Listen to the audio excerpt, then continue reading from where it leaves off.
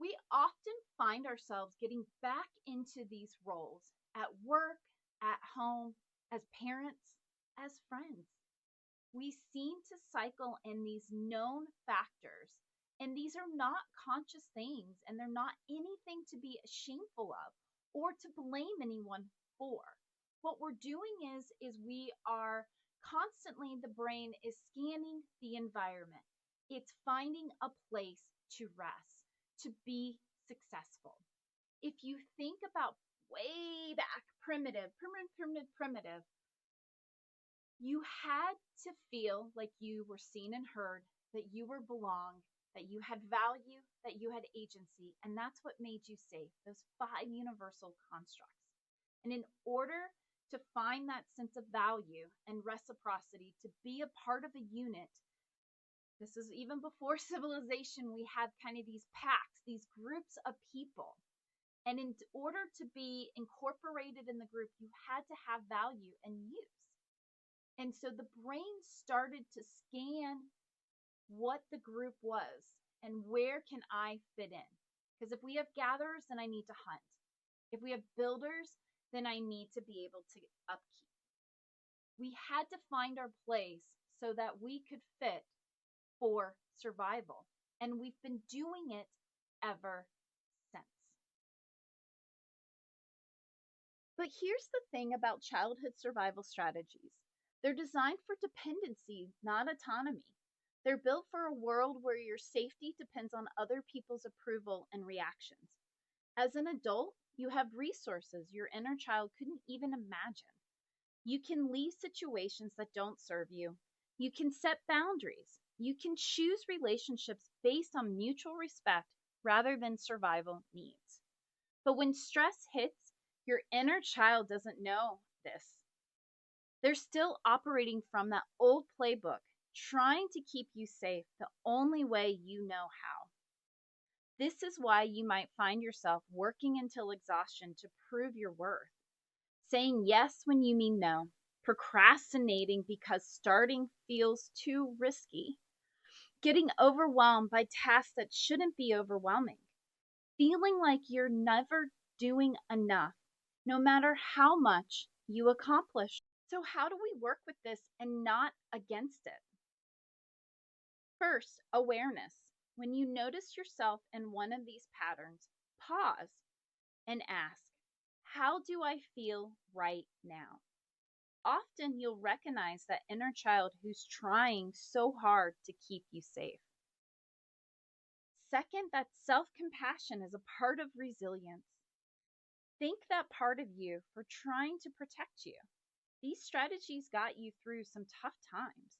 They deserve recognition, not shame. Third, choice, that sense of agency. We're building that capacity, value, and motivation. Ask yourself, what would serve me better right now? Maybe it's setting a boundary. Maybe it's asking for help. Maybe it's accepting that good enough really is good enough. Fourth, practice. This isn't about perfecting a new way of being overnight. It's about slowly expanding your toolkit beyond those early survival strategies. You may start with small experiments. What happens if I don't check my email at 8 p.m.? I wonder if I could ask for an extension. Would I need one? What happens if I delegate something instead of doing it myself? This being curious is how we start to transform and accept the changes upon us. So here's what I want you to understand. You don't have to earn your worth through performance. Hear that again. You don't have to earn your worth through performance. Your value isn't contingent on how disciplined you are or how much you achieve. These are important concepts to continue to share with yourself. So So here's what I want you to understand. You don't have to earn your worth through performance. Hear that again. You don't have to earn your worth through performance. Your value isn't contingent on how disciplined you are or how much you achieve.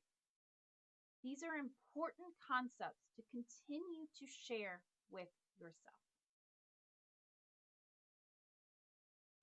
So here's what I want you to understand.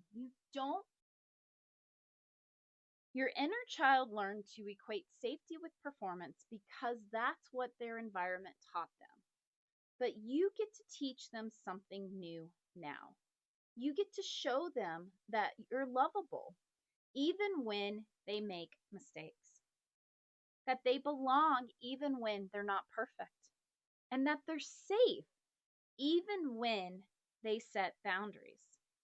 This doesn't mean abandoning all structure or never pushing yourself. It means choosing your discipline from a place of self-care rather than self-criticism. It means pursuing excellence because it brings you joy, not because you're terrified of being inadequate. It means finding balance, not feeling like you have to do everything or risk failure. This week, I want you to try something simple. I want you to notice yourself when you're stressed or falling into old patterns. Take 3 deep breaths and ask your inner child, what do you need right now to feel safe? Sometimes they need reassurance. We're okay. This deadline isn't life or death. Sometimes they need boundaries. We don't have to say yes to everything. Sometimes they need self-compassion. It's okay that this is hard. We are learning. And sometimes they need you to take action that serves your adult self, not your childhood fears. Your relationship with performance and discipline is really your relationship with yourself. And like any relationship, it can evolve. You don't have to be held hostage by strategies you developed when you were too young to have better options. You can honor what those patterns gave you while also outgrowing what no longer serves you. Your inner child did an incredible job keeping you safe. Now you get to teach them what it means to thrive. If this resonated with you, I'd love to see your feedback in the comments. What is one thing that you tried that resonated with you? And what would be a challenge or a question to get curious be this week?